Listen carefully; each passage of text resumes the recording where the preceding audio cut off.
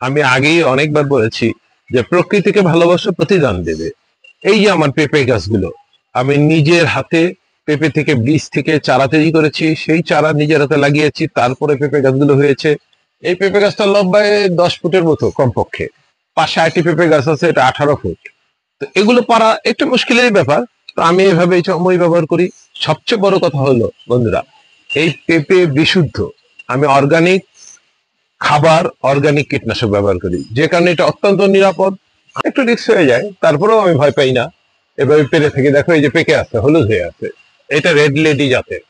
এইটাকে আজকেই পারতে হবে, অল্প অর্ধেক হলুদ হয়েছে, না পারলে এটা পাখি খেয়ে ফেলবে। আবার পাশে একটা দেশি জাতের আছে, যেটাতে যদি আমি পুরোটা হলুদ হয়ে গেলে তারপর পারি, কিন্তু ওটা পাখি খায় না, কারণ ওটা মিষ্টি কম হয় এবং শক্ত।